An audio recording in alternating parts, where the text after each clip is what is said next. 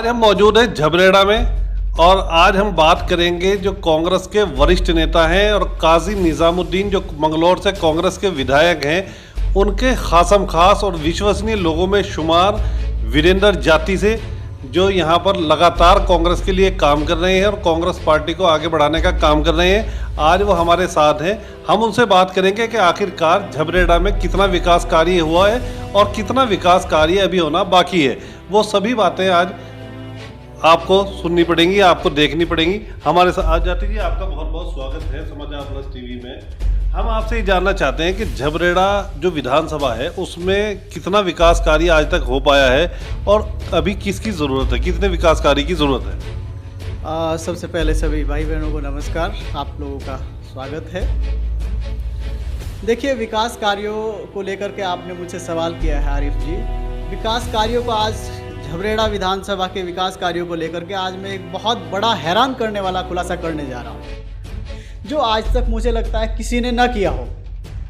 ये बहुत हैरान करने वाला खुलासा है। देखिए, हमारे जो विधायक हैं श्री देशराज कर्णवाल जी, जिनको मैं कहूँगा जो ट्रिपल इंजन के विधायक हैं, क्योंकि केंद्र में सरकार उनकी है, राज्य में सरकार उनकी है और वो स्वयं भारतीय जनता पार्टी के झबरेड़ा क्षेत्र में विधायक हैं।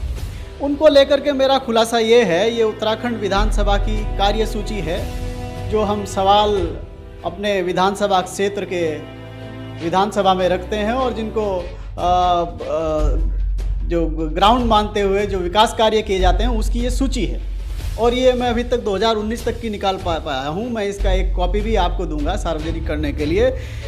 इसमें जो कार्यसूची है इसमें 34 दिन सत्र चला है और श्रीमान देशराज कर्णवाल जी ने, विधायक जी ने 98 याचिकाएं लगाई हैं। और हैरत करने वाली और हैरान करने वाली बात यह है कि इन 98 याचिकाओं में एक भी झबरेड़ा विधानसभा की नहीं है। 98 की 98 याचिकाएं भगवानपुर विधानसभा की हैं।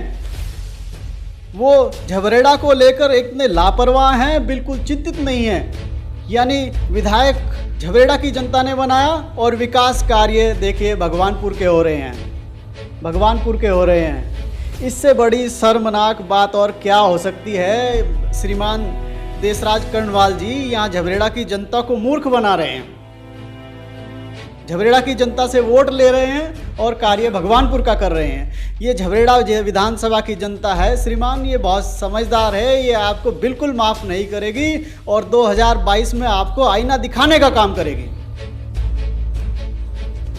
जिस तरीके से आपने ये बात कही कि उन्होंने भगवानपुर विधानसभा की तमाम याचिकाएं लगाई हैं, तो क्या अभी ये जो बात है ये गांव उसमें झबरेड़ा की आवाम को पता चल चुकी है, जनता को पता चला है इस बात का? ये आपको कहाँ से मिली, किस तरह निकाली आपने? मैं लगातार स्टडी करता रहता हूँ, तो मैं एक दिन उत्तराखंड विधानसभा की कार्यसूची पढ़ रहा था। मैंने कई याचिकाएं देखी जो लगी हुई थी, फिर मैंने प्रॉपर 2019 तक की सभी याचिकाओं का प्रिंट निकाला और मैंने पढ़ी। और मुझे नहीं लगता कि ये अब तक झबरेड़ा की विधानसभा की जनता को ये सब बातें मालूम हैं कि विधायक हमारा है, हमने वोट दिया है और जो कार्य है वो कार्य पूरी भगवानपुर विधानसभा में करा रहा है। मुझे लगता है ये बातें झबरेड़ा विधानसभा की जनता को नहीं पता है। अब तक झबरेड़ा विधानसभा की जनता को गुमराह किया जा रहा था, मूर्ख बनाया जा रहा था। वीरेंद्र जी, जिस तरीके से कोविड काल चल रहा है, तमाम सामाजिक संगठन जो राजनीतिक दल हैं वो बढ़ चढ़कर हिस्सा ले रहे हैं। भाजपा के विधायक हैं झबरेड़ा से देशराज कर्णवाल जी, वो भी लगातार काफ़ी मेहनत कर रहे हैं, गांव-गांव जाकर कोविड से लोगों को टेस्टिंग करा रहे हैं। वो तमाम उनके जो वैक्सीनेशन है उसका भी काम करा रहे हैं। अभी केयर सेंटर भी खोल रहे हैं, कोविड केयर सेंटर झबरेड़ा में, वो भी खुलने वाला है।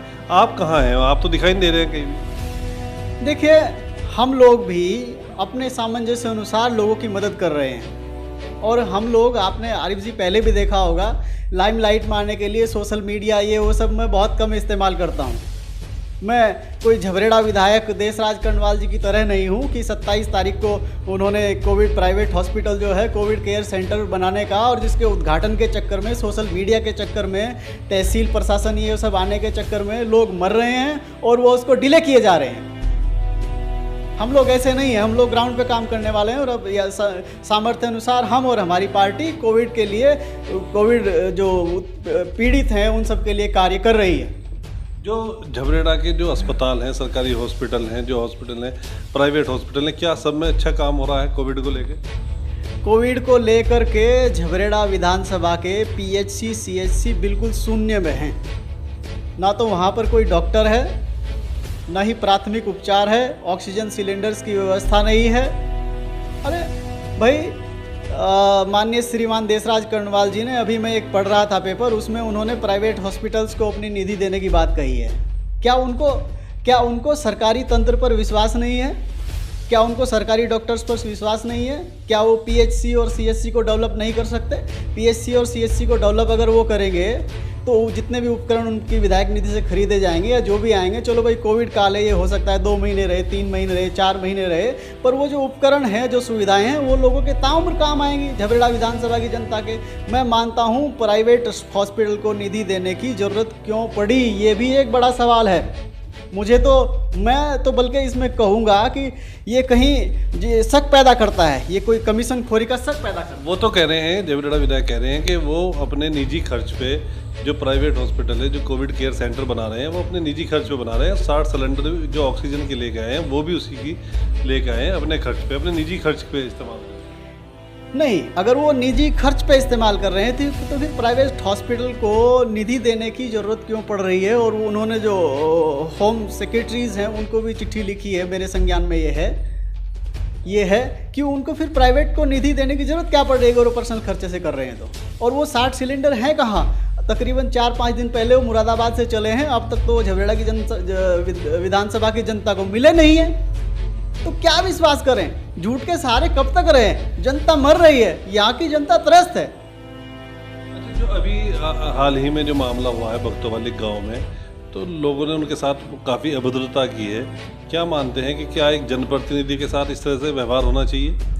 देखिए, अभद्रता का तो मैं समर्थन नहीं करूँगा, पर झबरेड़ा विधानसभा की जनता जो सवाल कर रही है वो बिल्कुल जायज़ है, जायज़ सवाल है। मैं आपको फिर कार्यसूची की कॉपी दिखाता हूँ। अब भाई, झबरेड़ा विधानसभा की जनता आपको चुने और आप सभी कार्य भगवानपुर में करो, तो यहाँ की जनता कोई पागल थोड़ी है। लोग पढ़े लिखे हैं, वो पढ़ लिख रहे हैं, आप क्या कर रहे हैं, आपको वॉच किया जा रहा है। अगर आप क्षेत्र में जाओगे तो सवाल जवाब आपसे होंगे और आपको सवाल का जवाब देना पड़ेगा, क्योंकि आप हिटलर शाही में नहीं हो, आप लोकतंत्र में हो, आप जनता के सेवक हो। आपको जवाब देना पड़ेगा कि आप क्या विकास कार्य कर रहे हो, क्या नहीं कर रहे हो। और आप इस चक्कर में जनता पे झूठे मुकदमे लिखवाओगे तो इसका जवाब जनता आपको 2022 के चुनाव में देगी। जाति जी, जिस तरीके से 2022 का विधानसभा चुनाव आने वाला है, उससे पहले पंचायत चुनाव भी हो सकता है, तो क्या मानते हैं कि कांग्रेस पार्टी कहाँ है आज? कांग्रेस पार्टी तो झबरेड़ा में हाशिए पे नजर आ रही है, अलग अलग प्रत्याशी हो रहे हैं, कई प्रत्याशी यहाँ पे अभी पार्टी के लिए लगे हुए हैं। तो क्या मानते हैं कि आप कहाँ हैं कि भाई कांग्रेस पार्टी कितनी मजबूत हुई है झबरेड़ा में? देखिए, सभी पार्टियों में बहुत सारे टिकटार्थी होते हैं भाई, अलग अलग लोग टिकट मांगते हैं। मैं भी टिकटार्थी हूँ और कई और अन्य लोग भी टिकटार्थी हैं, पर हम कांग्रेस के सिपाही हैं और हम कांग्रेस के लिए काम करने वाले लोग हैं। और पार्टी जिसको भी टिकट देगी उसका काम किया जाएगा और निश्चित रूप से अब की बार कांग्रेस झबरेड़ा जीतेगी और प्रदेश में हम भारी बहुमत से आ रहे हैं। जिस तरीके से कांग्रेस में बड़े पैमाने पर गुटबाजी है, काफ़ी देखने को मिलती है, बैठकों का दौर होता है उसमें भी गुटबाजी देखने को मिलती है, कार्यकर्ता नहीं पहुंच पाते हैं, अलग अलग अपने कार्यकर्ता रख रखे हैं सभी लोगों ने, सभी नेताओं ने। क्या मानते हैं कि इसका 2022 के विधानसभा चुनाव में प्रभाव नहीं पड़ेगा? देखिए, मुझे तो गुटबाजी नज़र नहीं आती है साहब। मैं तो जहाँ भी बुलाए जाते हैं हम लोग, जहाँ भी हम लोगों को कॉल होता है, हम लोग सब जाते हैं और सब मिलजुल करके कांग्रेस का काम कर रहे हैं, कोई गुटबाजी नहीं है।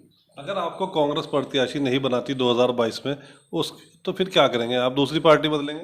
नहीं, हम कांग्रेस का काम करेंगे। मैंने पहले ही कहा ना, हम कांग्रेस के सिपाही हैं।